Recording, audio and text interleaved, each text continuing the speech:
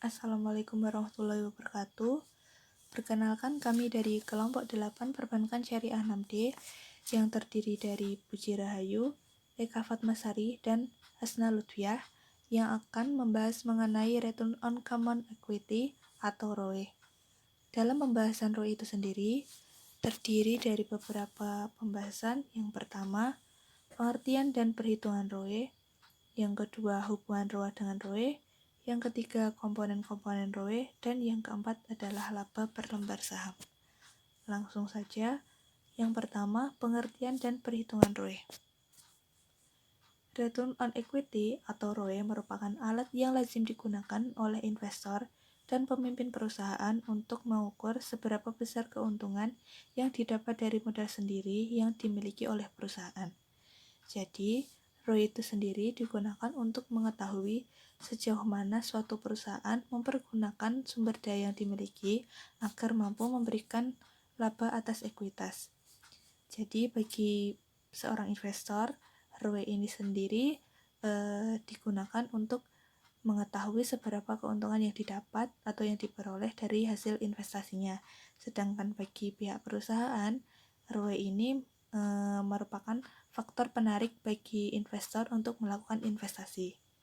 Semakin tinggi ROE, maka akan mencerminkan efektivitas laba dari modal perusahaan itu sendiri. Hal ini akan menyebabkan investor semakin percaya untuk berinvestasi saham pada perusahaan yang memiliki nilai ROE yang tinggi. Selanjutnya yaitu perhitungan ROE. ROE dapat dihitung dengan rumus sebagai berikut. ROE sama dengan laba bersih setelah pajak dibagi ekuitas pemegang saham dikali 100%. Terdapat pula contoh kasus perhitungan ROE. Sebuah laporan keuangan yang diterbitkan per tanggal 1 Januari 2019 PT Jaya Abadi yang bergerak di sektor industri memiliki laba bersih setelah pajak sebesar 500 juta rupiah. Total ekuitas para pemegang saham adalah sebanyak 800 juta rupiah. Seberapa banyakkah rasio pengembalian ekuitas atau return on equity atau ROE pada PT Jaya Abadi tersebut? Maka hal tersebut dapat dihitung dengan rumus ROE sama dengan laba bersih setelah pajak per ekuitas pemegang saham kali 100%. ROE sama dengan 500 juta rupiah dibagi 800 juta rupiah dikalikan dengan 100%. Dan hasilnya adalah 62,5%. Jadi, hasil rasio pengembalian ekuitas pada PT Jaya Abadi pada tahun 2009 adalah sebesar 62,5%. Selanjutnya yaitu hubungan ROA dengan ROE. ROA memperhitungkan kemampuan perusahaan menghasilkan suatu laba terlepas dari pendanaan yang dipakai. Sedangkan ROE secara eksplisit memperhitungkan kemampuan perusahaan menghasilkan suatu laba bagi pemegang saham biasa setelah memperhitungkan biaya utang dan dividen saham preferen atau biaya saham preferen. Apabila nilai ROA ini melebihi biaya modal utang dan biaya modal saham preferen, maka ROE akan melebihi ROA.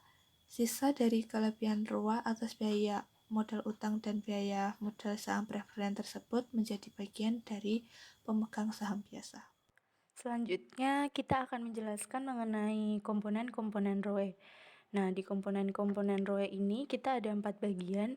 Yang pertama itu ada ROA atau Return on Asset, yang kedua ada SEL atau Common Earning Leverage, yang ketiga ada LSM atau Leverage Struktur Modal, dan yang terakhir ada Leverage yang disesuaikan.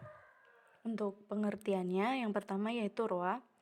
Return on Asset ini itu nanti akan mencerminkan mengenai kemampuan perusahaan untuk menghasilkan laba berdasarkan jumlah aset yang dimiliki perusahaan terkait.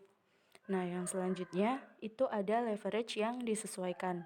Untuk leverage yang disesuaikan sendiri, ini nanti akan mencerminkan efek penggandaan penggunaan utang dan juga saham preferen untuk menaikkan return ke pemegang saham. Nah, biasanya leverage yang disesuaikan ini merupakan hasil perkalian dari Common Earning Leverage dan juga leverage struktur modal. Selanjutnya kita akan menjelaskan mengenai sell, yaitu common earning leverage. Di sini sell itu biasanya mencerminkan mengenai proporsi laba bersih yang menjadi hak pemegang saham biasa dari jumlah total laba bersih operasional. Dan yang terakhir, komponen-komponen ROE yaitu LSM atau leverage struktur modal. Di sini mencerminkan sejauh mana aset perusahaan dibiayai oleh saham sendiri. Nah, biasanya ROA dan leverage yang disesuaikan ini tingginya itu akan mempengaruhi dari tingginya ROE. Selanjutnya kita akan menjelaskan mengenai EPS atau earning per share. Nah, earning per share ini merupakan jumlah laba bersih pada setiap lembar saham yang akan dibagikan kepada investor pada periode tertentu. EPS yang besar itu akan diharapkan bisa memberi keuntungan yang besar pula bagi para investor. Nah, keuntungan dari EPS sendiri itu ada dua macam, yaitu dividen dan juga capital gain. Kemudian selanjutnya di sini ada rumus dari EPS primer dan juga EPS fully diluted. Nah, kenapa kok EPS itu dibagi lagi menjadi dua, EPS primer sama EPS fully diluted? Karena kemunculan EPS ini itu diakibatkan oleh dua hal. Yang pertama adalah ekuivalen saham biasa, dan yang kedua itu oleh surat berharga lain yang mempunyai potensi untuk ditukarkan menjadi saham. Nah, untuk rumusnya yang EPS biasa itu laba bersih dikurangi dividen saham, lalu kemudian dibagi dengan jumlah saham yang beredar. Selanjutnya itu ada EPS primer. EPS primer itu rumusnya laba bersih dividen saham preferen dibagi rata-rata tertimbang jumlah saham biasa yang beredar di jumlah penyesuaian untuk ekuivalen saham biasa dibagi rata-rata tertimbang jumlah ekuivalen saham biasa yang bisa diterbitkan. Lalu yang terakhir ada EPS fully diluted, di mana rumusnya adalah laba bersih dividen saham preferen dibagi dengan rata-rata tertimbang jumlah saham biasa yang beredar, kemudian dijumlahkan penyesuaian untuk ekuivalen saham biasa dibagi rata-rata tertimbang jumlah ekuivalen saham yang bisa ditukar dengan saham biasa, kemudian dijumlahkan lagi dengan penyesuaian untuk surat berharga yang berpotensi ditukar menjadi saham biasa dibagi rata-rata tertimbang jumlah surat berharga yang bisa ditukar menjadi saham biasa. Selanjutnya yaitu contoh permodalan perusahaan. Yang pertama, saham preferen nilai parnya sebesar Rp20 sejumlah 500 lembar beredar. Pada tanggal 1 Januari sebesar 10.000, kemudian pada tanggal 31 Desember sebesar 10.000. Yang kedua yaitu saham biasa, nilai parnya sebesar Rp10 sejumlah 4.000 lembar beredar. Pada tanggal 1 Januari sejumlah 40.000, kemudian pada tanggal 31 Desember sejumlah 40.000. Yang selanjutnya adalah agio saham. Agio saham sendiri merupakan selisih lebih setoran pemegang saham di atas nilai nominalnya dalam hal saham yang dikeluarkan dengan nilai nominal. Pada tanggal 1 Januari sebesar 50.000 dan pada tanggal 31 Desember sebesar 50.000. Kemudian laba yang ditahan. Pada tanggal 1 Januari sebesar 80.000, pada tanggal 31 Desember sebesar 85.600. Yang selanjutnya yaitu pembelian saham kembali sebanyak 1.000 lembar. Pada tanggal 1 Januari tidak ada, kemudian pada tanggal 31 Januari sebesar 30.000. Sehingga total modal saham pada tanggal 1 Januari sebesar 180.000 dan pada tanggal 31 Desember sebesar 155.600. Selanjutnya yaitu perubahan laba ditahan. Laba yang ditahan pada tanggal 1 Januari sebesar 80.000 ditambah dengan laba bersih sebesar 7.500, kemudian dikurangi dividen saham preferen sebesar 500 dan dikurangi dividen saham biasa sebesar 1.400. Jadi laba yang ditahan pada tanggal 31 Desember sebesar 85.600. Kemudian EPS dihitung sebagai berikut.